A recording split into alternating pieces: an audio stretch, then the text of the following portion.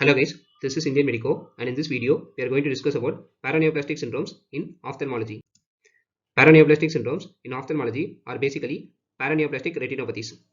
These are rare diseases which are easily missed or misdiagnosed.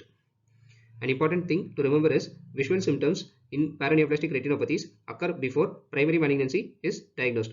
So it is important to know about these conditions in order to detect underlying malignancy as early as possible so that we can treat the malignancy earlier. The first paraneoplastic syndrome which we are going to discuss is bilateral diffuse uveal melanocytic proliferation, which is abbreviated as BDUMP. It is a very rare paraneoplastic syndrome. It occurs in patients with systemic occult malignancy. In this case, there is proliferation of benign melanocytes in outer choroid, leading to the formation of multiple nevus-like choroidal lesions, as you can see in this picture. Other presenting features include red-gray subretinal patches, rapid onset cataract, episcleral and conjunctival lesions. The vision can be severely diminished in cases of BDUMP. The mechanism of BDUMP is still not clear. However, it is thought to be due to circulating factor. Now let us discuss the treatment of BDUMP. It is important to detect BDUMP early, which helps in the detection of an occult primary malignancy. The treatment of BDUMP itself is generally unrewarding. Plasmapheresis can be tried. If we treat the underlying primary tumor, there will be regression of BDUMP, but there won't be improvement in vision. Now let us discuss about cancer-associated retinopathy, which is abbreviated as CAR. It is associated with small cell bronchial carcinoma. In CAR, visual symptoms precede diagnosis of malignancy by several months. There will be subacute visual loss associated with photopsia. There will be color impairment, glare, photosensitivity and central scotoma due to cone dysfunction.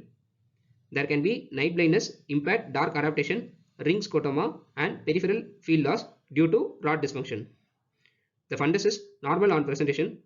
However, as the disease progresses, there can be attenuated arterioles, optic disc failure and mild RPE changes. ERG is abnormal at an early stage under both photopic and scotopic conditions in case of cancer-associated retinopathy. If we detect cancer-associated retinopathy, it should prompt a thorough search for an underlying malignancy. If malignancy is not found, it is labeled as autoimmune retinopathy. This picture shows bilateral paracentral visual field defect in a cancer-associated retinopathy patient, and this picture shows right fundus of the same patient, which is normal. Now let us discuss about melanoma-associated retinopathy, which is abbreviated as MAR. In this case, visual symptoms usually arise after diagnosis of cutaneous melanoma. Remember, in case of cancer-associated retinopathy, the visual symptoms arise before diagnosis of malignancy. Melanoma-associated retinopathy can be associated with concurrent vitiligo. Autoantibodies from MAR sera react against bipolar cells in human retina. So, clinical and electrophysiological data suggest that bipolar cells as the target in MAR.